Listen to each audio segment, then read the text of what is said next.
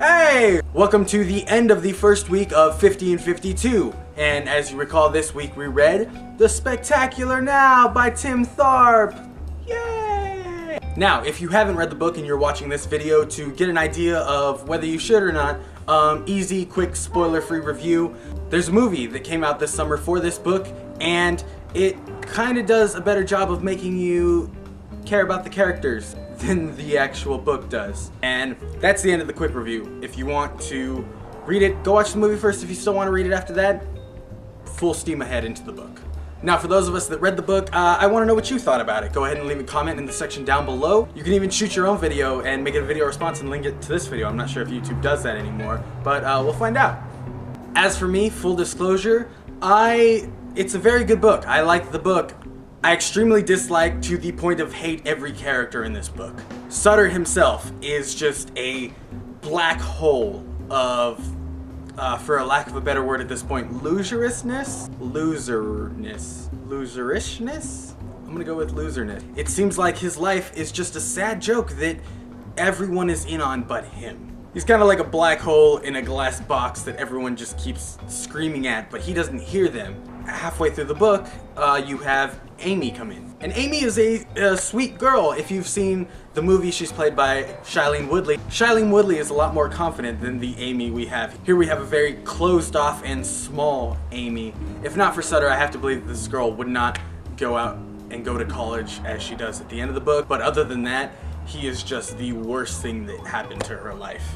And I think what bothers me most about Sutter is throughout the book, he's the same. Paraphrasing the end a little bit, he says he's just going to enjoy the spectacular now.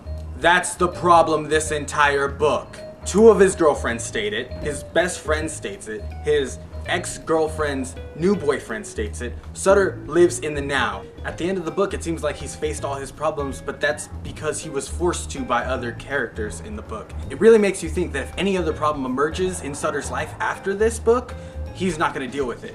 Sutter explains the social class of everyone else before he starts describing their looks, the appearance, the personality, times he's had with them, and I thought that was really telling by his character because that's what he focuses on almost the entire book. Also, I can give Amy a pass for being a little not socially intelligent, as she never goes out all the time, but every other character in this book is so stupid when it comes to normal things. Sutter, if someone you know gets hit by a car, take them to the hospital. People that hit Amy in the car, if you hit someone with a car, take them to the hospital. And that's it for me, guys. Like, favorite, subscribe, follow us on Twitter, @HawkHaley's for me, @Snowball_ for Spencer, and just generally share this video. This is our first book. We've got 49 other books to go for this year, and you're gonna come along with us. If you want to follow along on Tumblr, reading4days.tumblr.com, and the book we will be reading next week is The Ocean at the End of the Lane by Neil Gaiman. Neil Gaiman is one of my favorite comics and TV writers, and I figured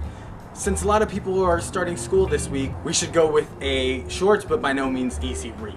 If you want to follow along with Spencer this week, she is reading Stargirl by Jerry Spinelli.